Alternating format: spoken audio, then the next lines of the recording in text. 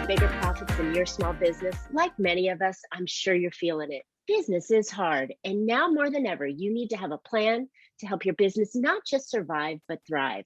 I'm Marcia Reiner. I'm a profit and business strategist on a mission. I've helped tons of small business owners to establish and implement a tangible plan that guarantees sustainable profitability and guides your growth.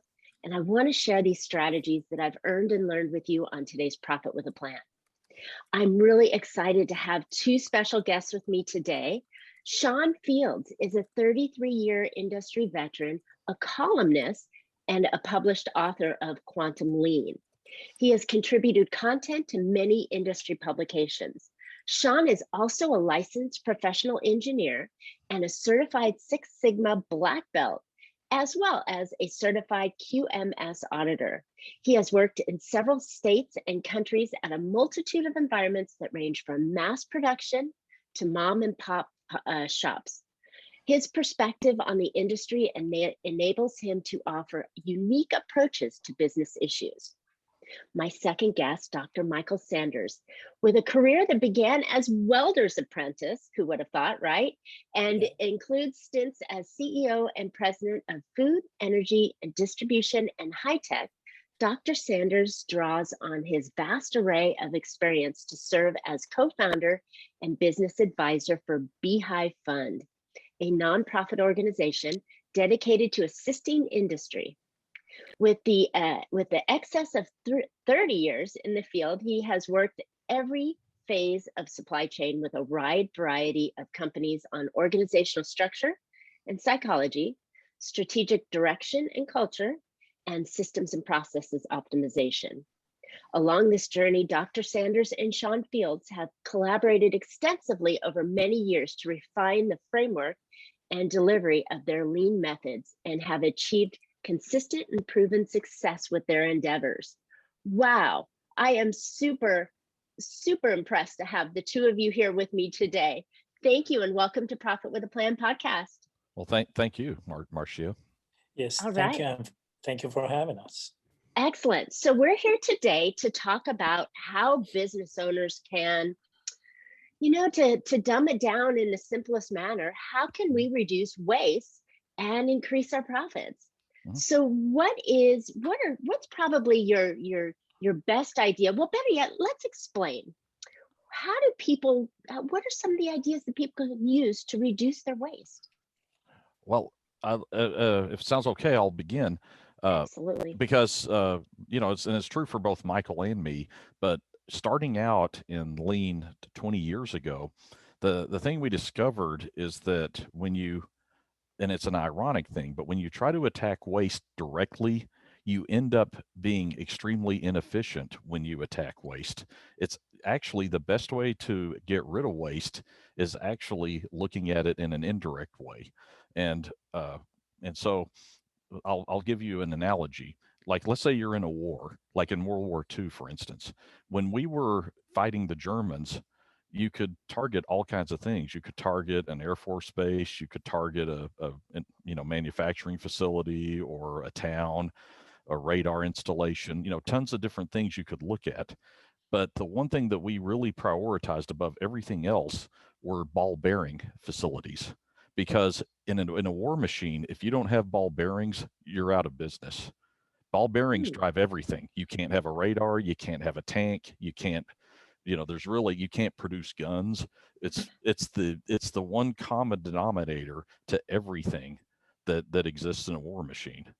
And I don't know if people think about that much, but it's the fundamental unit of an industrial society. Now, when we do quantum lean, the insight that we've got is that the time that a product or service spends in fulfillment is the fuel that feeds all waste. And so if you target the time and fulfillment for a job, for a widget, and look at that and then attack that, you will kill waste indirectly. And it's a much simpler way of going at it, because we don't really see many people look at lean that way. In fact, I personally haven't seen any people look at lean that way. They'll claim they do, but they don't. What do you think about that, Dr. Sanders? Well, I fully agree, and it makes perfect sense. And I'd like to add a little bit to it from the standpoint of quickly defining what we talk about when we say about lean, quantum lean, and uh, go ahead and forward with it and try to connect it to profitability as your program is about. Well, targeting the actual rod that stirs the drink, so to speak, is very critical. And Sean is right on the dot on that. That's been the basis of our whole view for over 20 years on transforming organizations of any size, any type, in anywhere in the world to what we call profitable growth. Because we believe growth costs, growth is expensive, growth basically suppresses the profit. But with our system, you can literally make profit as you're growing, and it's very against your gut feeling. Oh, wait a minute, how does this happen? Yes, it happens. It happens very successfully. More importantly, we go towards simplicity. When we are simpler, suddenly your profits are clearer, suddenly your path is clear, and it becomes much easier to really have your days. I remember my days when I started my first business. I've had 7, 8 different businesses in different countries, actually. And when very first time I started my business, I was 16 years old. I had 6 different partners. There were 7 of us. We were making pressed shelf bases, those 90-degree angles that you see in the consumer store. We were making them in a very, very tough environment where the cows and the horses were in the stable, and we had taken one stable.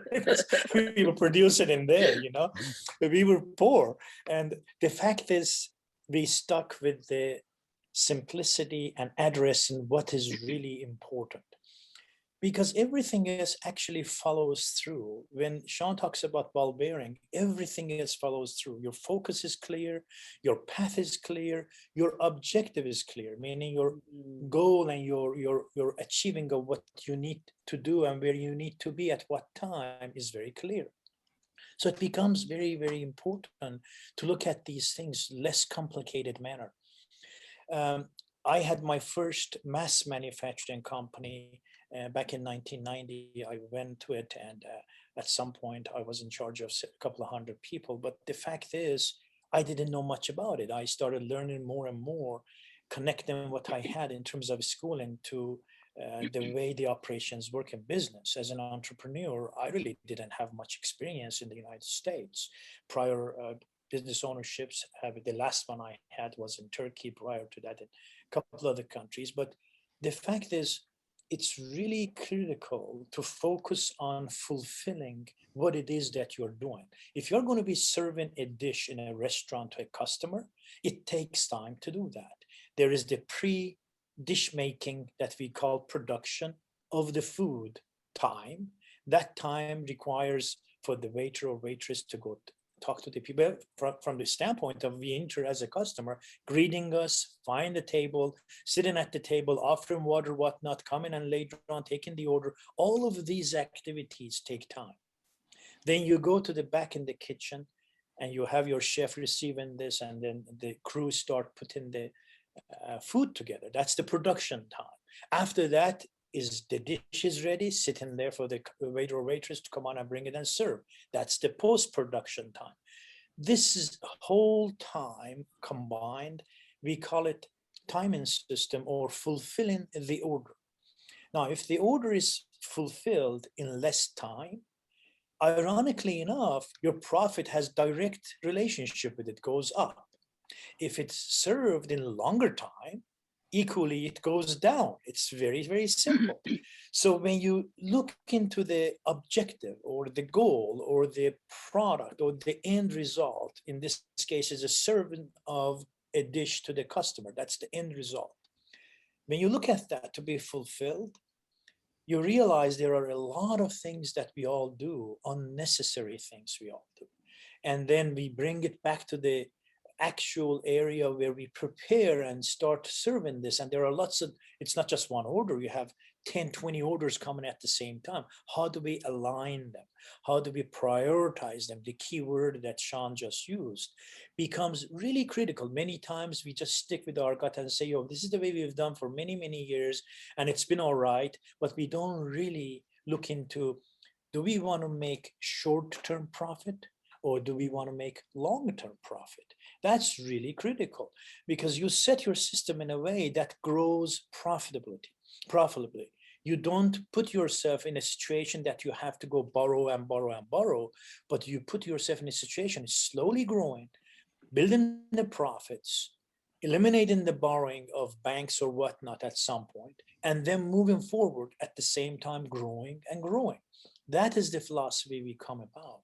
It's really important to internalize the time element. Time is something that all of us relate to, all humans in all over the earth.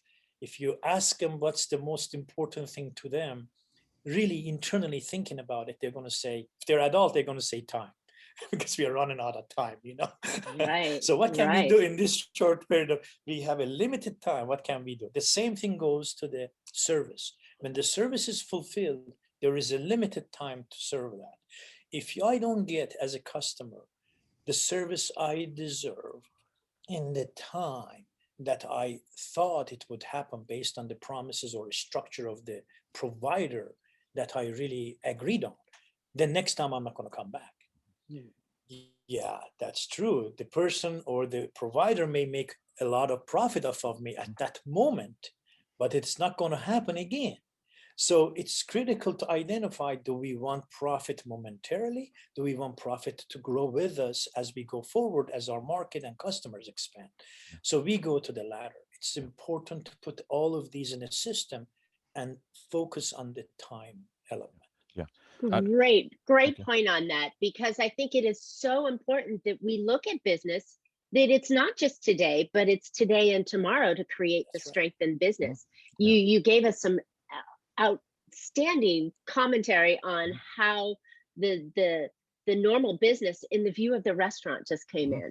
So Sean, you were going to say something. I didn't mean to jump in ahead of you. No, yeah, no problem. I mean, the thing that I'd expand on there as well is it's a common rule in restaurants that you have to have at each table, you have to have 3 sets of customers sit down at that table in an evening if the restaurant is going to stay afloat. But that is totally related to the thing we're talking about, is the time and fulfillment. If you look at everything and drive everything off of that issue, then you can also get the proper sense of priority on what you need to work on for improvement and get the most profitable approach to improvement, because any business has a ton of things to work on.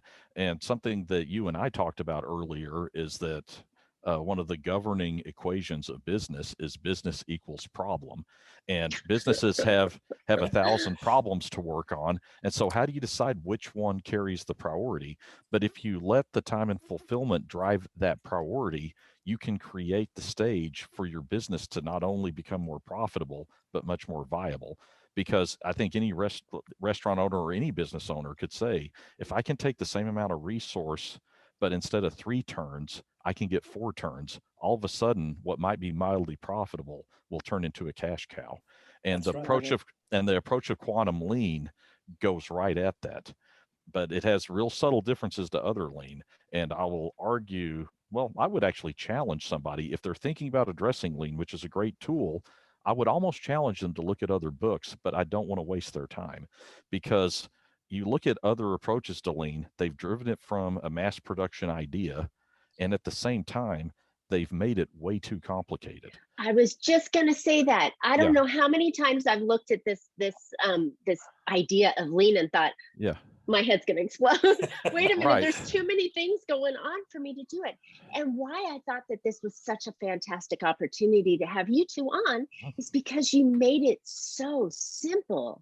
Right. It is just simply a matter of time, and time that it gets from the production to the delivery, the time that it's sitting on your desk, whatever it is, that's where you can make improvements. And I loved it. Well, no, I appreciate that. And I'll just bring up one quick point. I'll leave it to Michael, but I was, Marcia and I were talking earlier, a week ago, and for the people that aren't familiar with lean, one of the things they love to talk about is they love to talk about attacking waste, and waste is in 8 forms. And so, like, my first thought is, okay, now I have to learn to recognize waste in 8 different forms and attack those things. And you're going, let's just look at time. That's one thing. Yeah. And so right there, it's like a very good way of attacking. It gives you priority. And if you attack 8 wastes, you actually have no sense of priority on those 8 wastes at all. You have no idea. And so I've got 1,000 things to look at as a business. Now I have to categorize them into 8 wastes. And I also have to now decide, okay, what comes first, second, third? Quantum lean approach will collapse it into just time.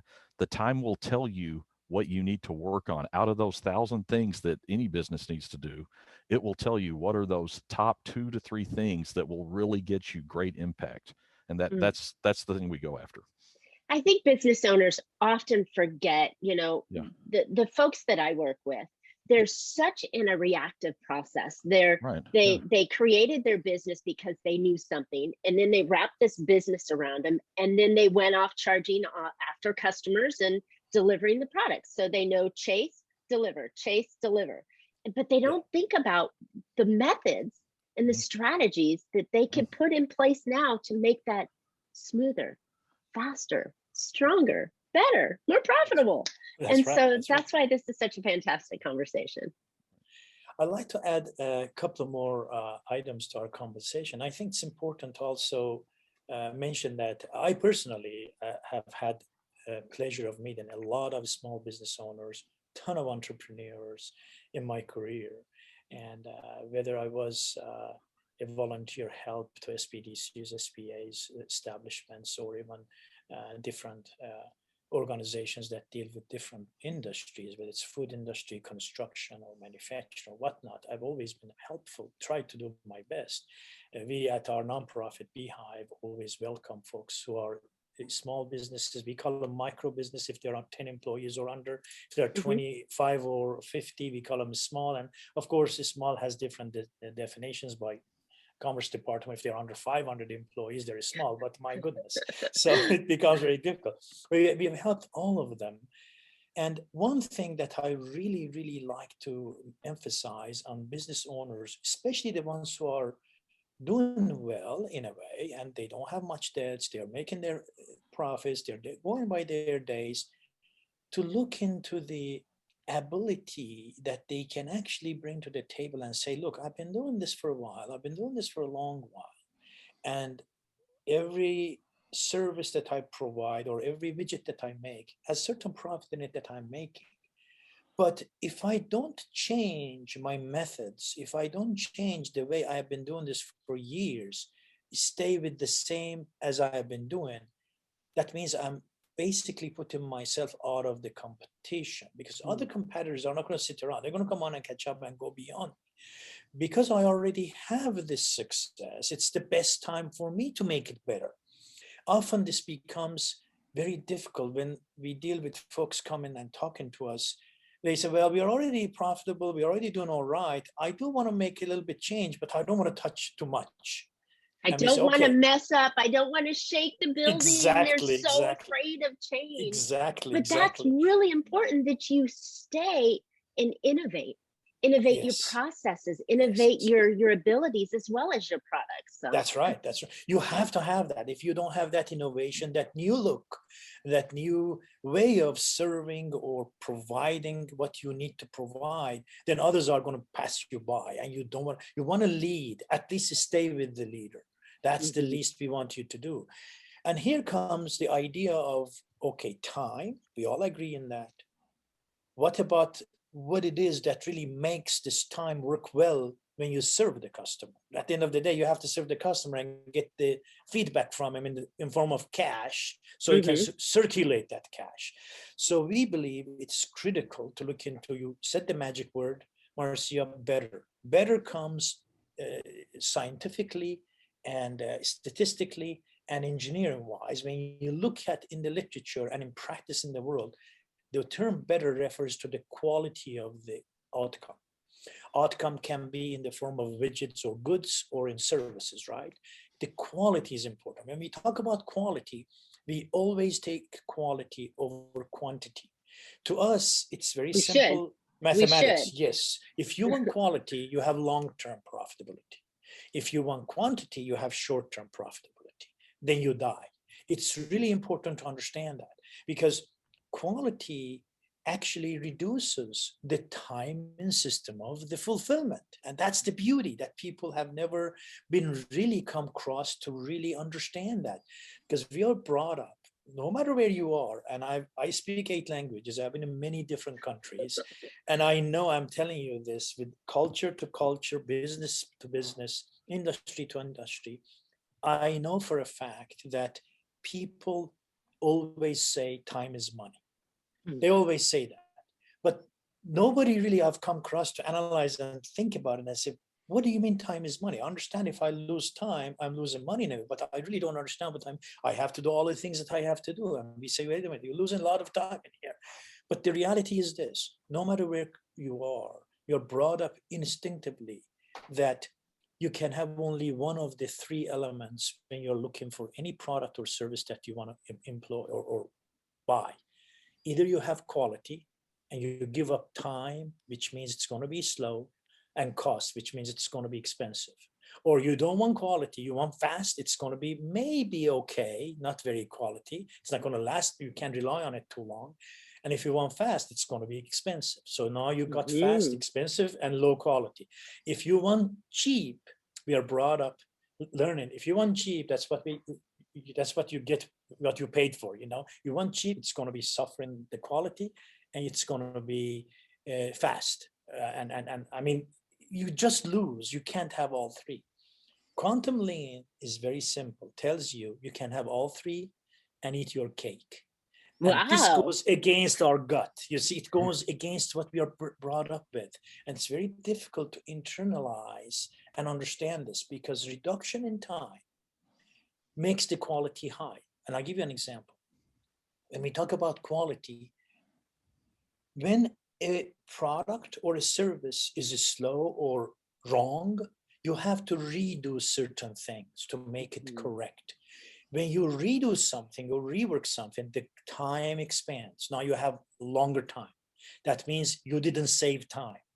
The only way you can have lost time is if the quality is good enough for you not to rework, not to redo, you see? Therefore, you do the thing in the first place right. If you do it so the quality is there, you don't have to expend time on redoing it. So you just save time, the quality is high. Guess what? Because you save time, the quality is high, it costs you less. You can have all 3. Isn't that amazing? That's fantastic. I'll give you one example. I'm going to give you one example. This is going to be a little bit, and I will use, because this is a fact, I will use the name. And other people really connect to this. I recently had issue with my internet. And so I contacted my provider. And I will tell you, I'm going to say this because I want to say this. It's AT&T. I have been with AT&T for a long time. As a matter of fact, 22 years. So very long time. Now, AT&T comes and tries to give me better service. The cable that I had, which was for fiber, I called 3 weeks ago. And they said, well, we come on and take care of that in 2-3 days. And then it lasted a week. A week later, they come and they realized that cable was buried wrong, and that they need to put a new cable.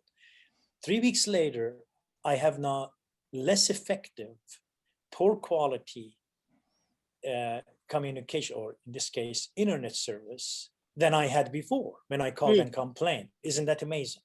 So what does that tell me? They took a long time. They gave me poor quality. Even though in this case, they haven't charged me because I'm already paying my monthly fees anyway, the result is I'm not happy, because I am going to go to another provider. Even though I've been with them for a long time, this instance just ices my decision. I am done with that, because now they lose their long-term customer. Therefore, longevity of the profit is not there.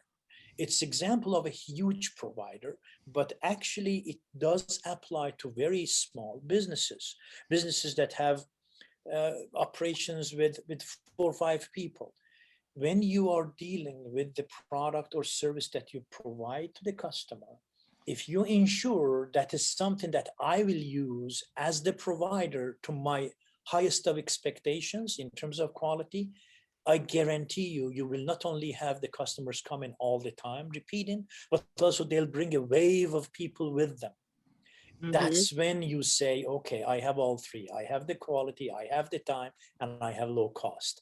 Now your profit margin is high, really, really high.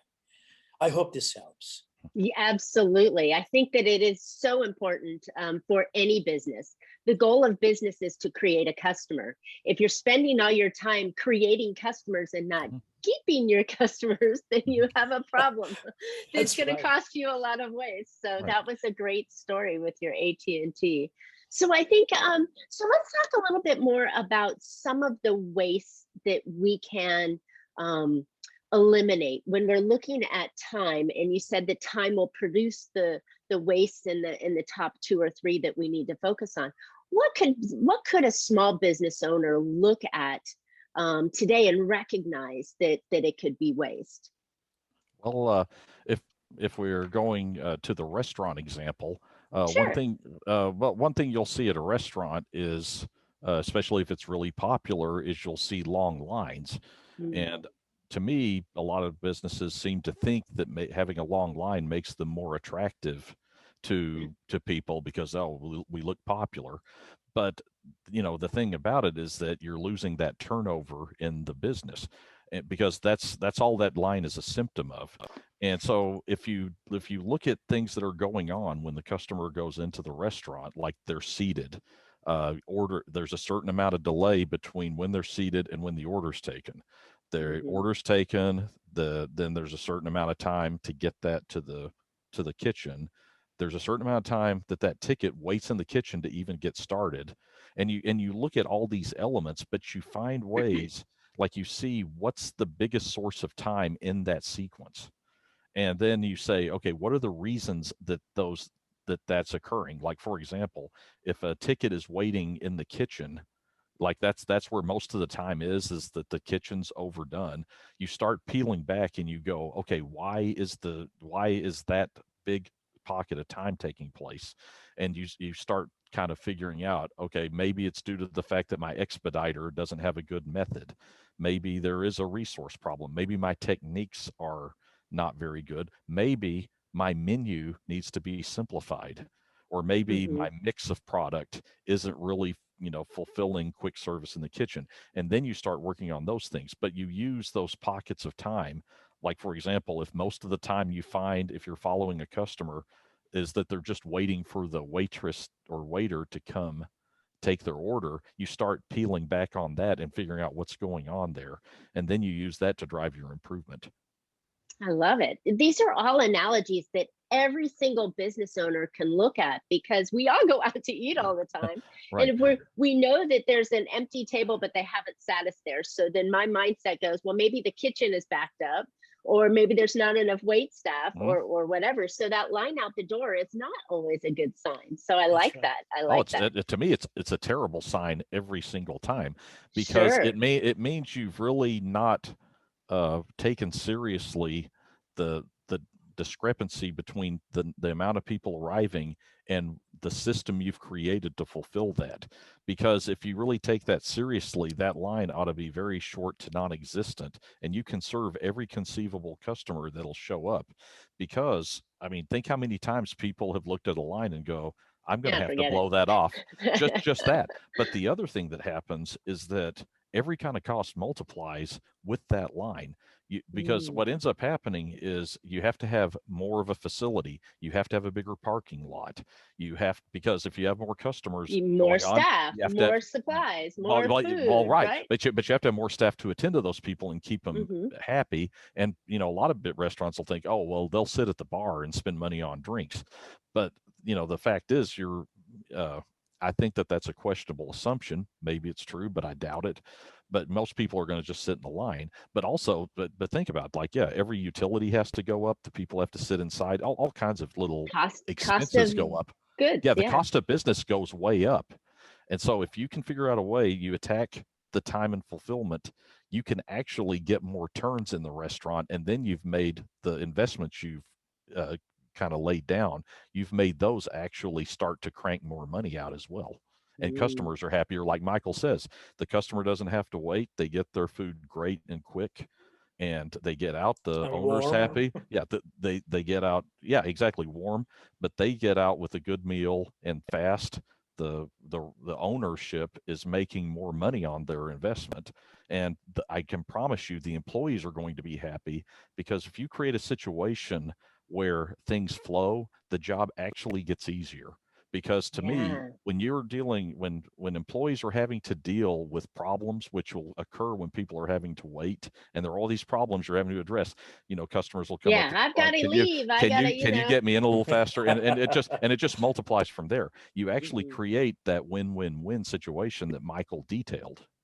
I love it. I want to, Marcia, I want to make sure that your audience also understand that we are not just focusing on lunchtime crowd for restaurants. There are some restaurants or some people may say, you know what, I want to go there and relax and stay there 3 hours and just enjoy the atmosphere. And, there are certain restaurants like that. I understand that. And their prices are accordingly, of course, adjusted. At the end of the day, they're going to be leaving.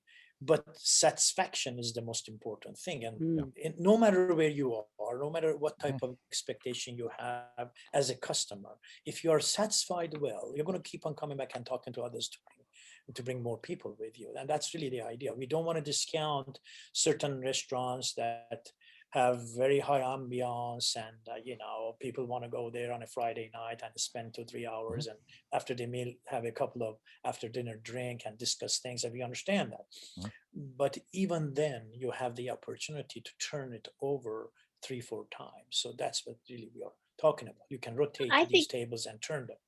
I think the system matters in every industry. I mean, whether you're going in to get your nails done, or you're going to a doctor's appointment. Gosh, how many of us have ever said, my doctor's appointment was at 10:30, it's now 10:45, and I'm still in the waiting room. Then you finally get a room at 11, and then the guy doesn't come see you until 11:30, and it's like, my time's just as valuable as his. Why couldn't he get his process done better? Whether you're delivering a product or a service, you're a print shop, and you're trying to get the printed materials to the person that ordered it.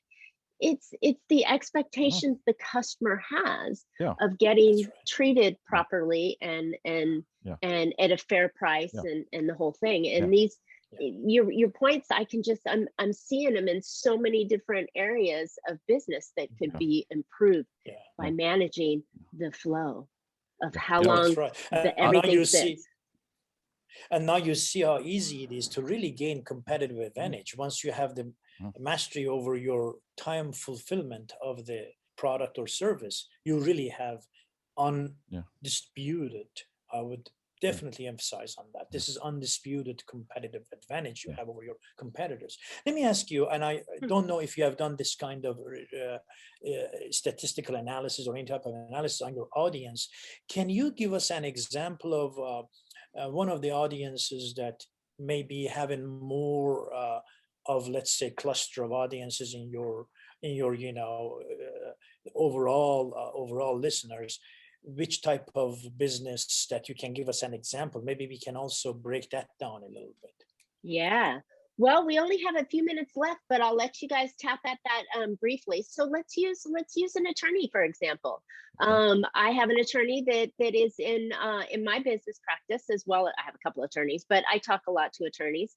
So they have the challenge of expertise, and so they think that only their expertise can be traded for time, and that person insists that, but I'm buying you to serve me your expertise. So I think that they become the plug in the funnel. That's right. Let me see if I can take a shot at this, Sean. And I look at attorneys or accountants in the larger scale services, just like even universities or colleges, they're services. I look at them in a very simple way. There is the issue of the time in system matter. Let's say you have a case, you go to an attorney, and the attorney agrees to take on your case. There are certain time embedded in that case. If it goes to the court, wherever you are, each court, whether local or state or whatever, they have they have their own time bounds. You have to follow that. You can't really move that much unless you have really excellent relationship with the judge. That's a different matter. That's a whole nother thing, right? That's right. That's right. But in general, you have to honor those timelines that they have set forward. Now, beyond that, most attorneys like to take a client, and I'm not saying this by no means to bash them or say negative things about it. I like attorneys. I've had my set of my own attorneys. I've always been learning from them, and they are fantastic. But when an attorney takes a case and works on a case, they like to get the most out of that case, which everybody does in business. I understand that. Equally speaking, it goes to accounting and it goes to even larger scale universities. When you look at what the objective is to take that case and complete it. There's going to be a certain time in system of that entire thing. So first of all, preparatory actions, collecting the information, then discovery case, discovery phase, and go on and on and on and on. All of them are going to accumulate time.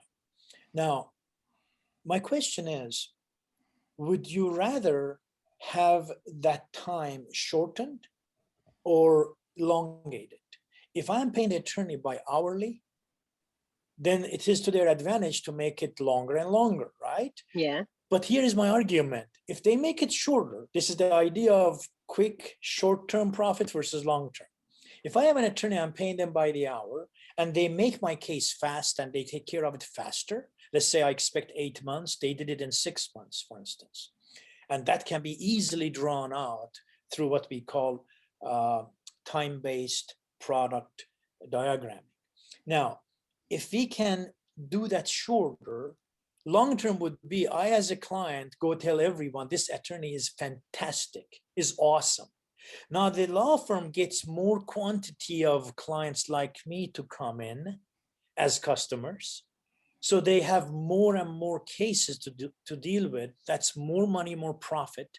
And often some of these cases are similar. So your discovery and preparatory work is going to be clustered the same thing you do to all, right? Mm-hmm. So versus if I'm paying them hourly and they say, you know what, this client's paying hourly, we know their finances, he can afford it another 100 hours or so, versus me staying in the system longer.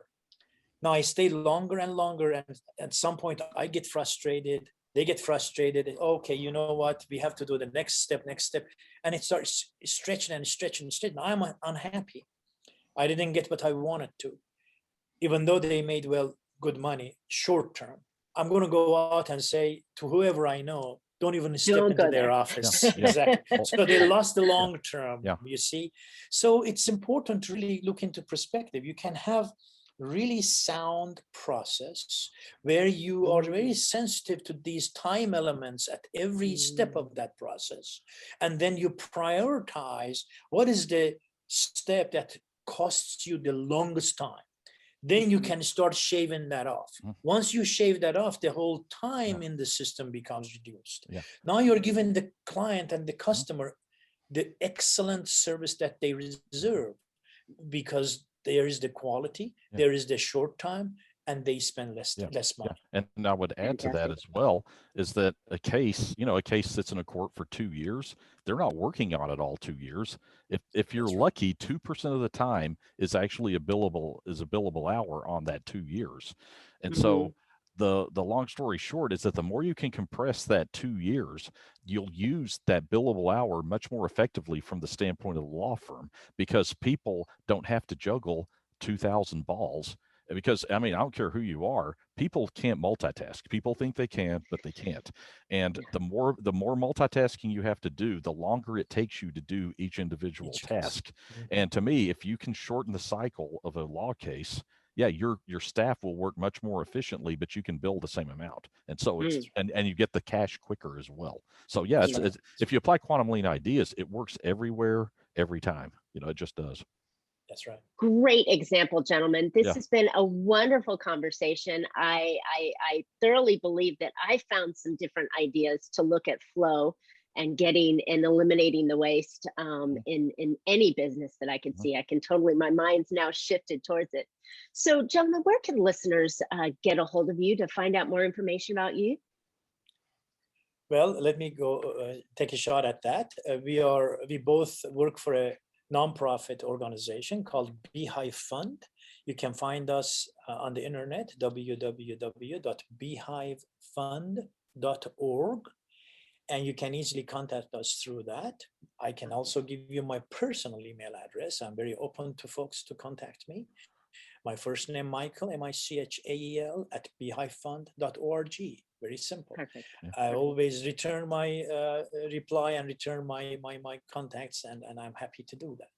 Fantastic. Sean, go ahead. And you can reach me at s.fields, FIELDS, @beehivefund.org. And if you want to find out more about Quantum Lean, there's no better place to go than buy the book. And I'm going to ask you as a favor, Michael, because I don't have it in my reach, but you have a copy of the book in your reach. Yes. If you can show it, but you can go to Amazon.com or Barnes and Noble or Books A Million. But I tell you what, if you can hold it, if you can hold it up, because the cover is really, he lost his earbuds in the process. right. But I'll tell you what, the cover is pretty cool, and so that's why I wanted Michael to show it. But the inside is even better. Yeah. So Michael, love it. See, look at that beautiful book. Yeah. So it's a very nice cover, but to me the interior is even nicer. So I just want to give people a little enticement to purchase it. So congratulations, gentlemen, on creating a book. I myself wrote a book 2 years ago. It was a challenge. I've embarked on my new book right now. So I totally get it. But it's so fulfilling when you finally finish and you have this baby that's done. So congratulations on that. That's awesome. Well, congratulations back to you as well. Thanks.